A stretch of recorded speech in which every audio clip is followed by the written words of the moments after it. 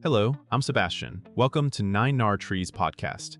Today, I will summarize and review the book, How to Talk to Anyone and Be Instantly Likeable by Stephen Frost. Positions itself as a practical social skills handbook for people who want smoother conversations, stronger first impressions, and more confidence in everyday interactions.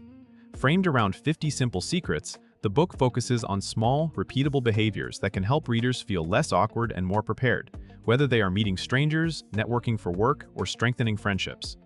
The core promise is not to change your personality, but to make communication feel easier by improving how you start conversations, keep them flowing, and leave people feeling understood.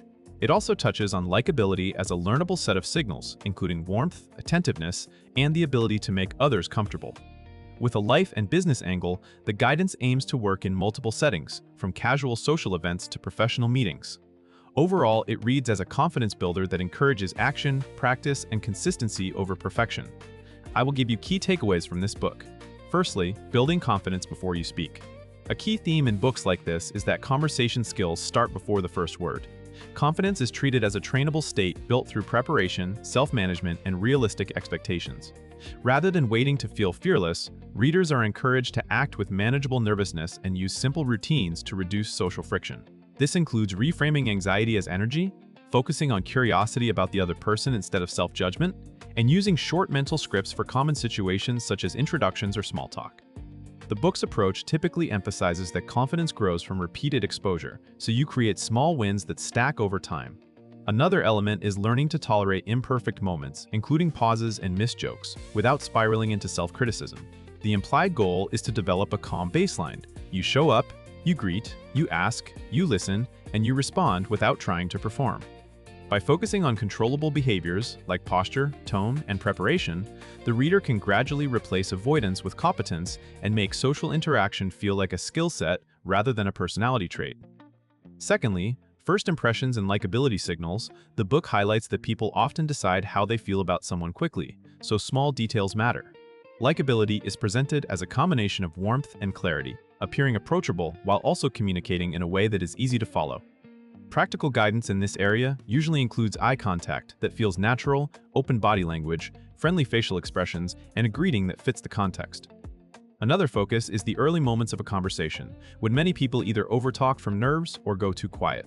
The emphasis is on balancing confidence with humility, showing interest without forcing intimacy, and avoiding behavior that reads as self-centered.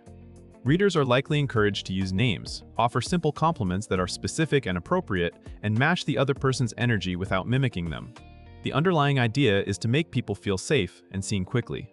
In professional settings, this also includes reliability cues such as punctuality, clear introductions, and respectful boundaries.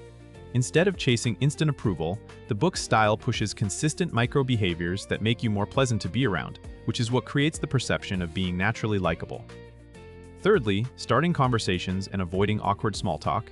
Many readers struggle most with openers, so the book focuses on reducing the pressure of the first line. A common principle is that the best conversation starters are simple and situational, meaning they fit the environment and give the other person an easy way to respond.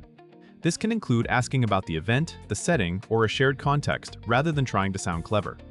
The book's promise of simple secrets suggests a toolbox of reliable prompts, including questions that invite stories and opinions rather than yes or no answers. Another likely strategy is to lead with a small piece of information about yourself, then pivot to the other person, which prevents the interaction from feeling like an interrogation. It also addresses how to keep small talk from feeling meaningless by steering gently toward topics that reveal values, preferences, and experiences.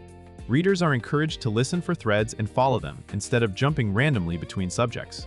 The result is a more natural flow that replaces the fear of silence with a plan: observe, ask, share, and expand. Over time, these patterns can make meeting new people feel less like a performance and more like a shared exploration. Fourthly, listening, empathy, and making people feel understood. Likability is less about being fascinating and more about making the other person feel comfortable and understood. The book leans into this by emphasizing listening as an active skill, not a passive pause before your next point. Readers are guided to show engagement through brief acknowledgments, relevant follow-up questions, and paraphrasing the essence of what someone said.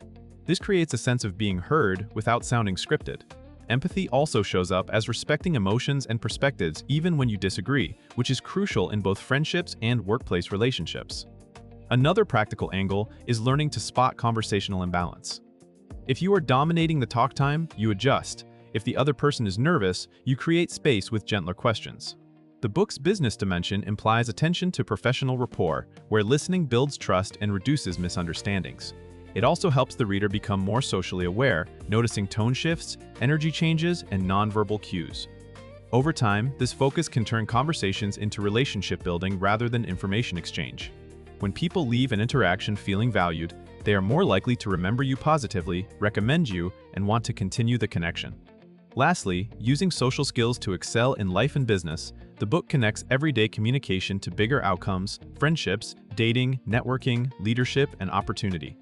Social skills are treated as leverage, meaning small improvements in how you speak and connect can compound into better collaborations and stronger support systems. In business, this can mean clearer meetings, smoother negotiations, and more effective team dynamics, because people respond not only to ideas, but to how those ideas are delivered. The reader is guided toward habits that keep relationships warm over time, such as following up, remembering details, and showing appreciation. Another theme is adaptability. You learn to read the context and adjust your approach for a colleague, a client, or a new acquaintance. The book also encourages practicing in low-stakes situations so that higher-stakes moments feel familiar. Importantly, it frames influence as ethical persuasion based on trust, respect, and genuine interest, not manipulation. In life, the same principles support deeper friendships and fewer misunderstandings. By treating conversation as a skill you can train and refine, the reader is positioned to become someone who opens doors for themselves and others simply by communicating with more clarity, warmth, and consistency. In conclusion, this book fits readers who want practical social improvement without wading through heavy theory. It is especially useful for shy or introverted people, professionals who need better networking skills, students entering new social environments, and anyone who feels they routinely miss chances to connect because they overthink what to say. The main benefit is that it turns likability into learnable behaviors. You can practice confident openers, improve listening, handle awkward moments with less panic, and create conversations that feel effortless to the other person.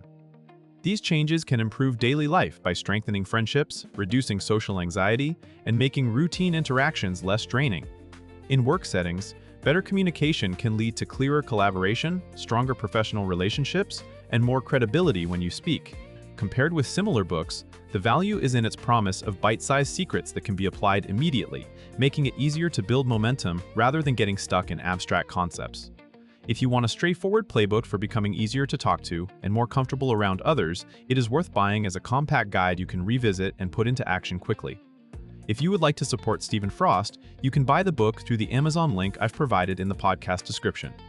After reading the book, please let me know what you think and share your thoughts. See you around.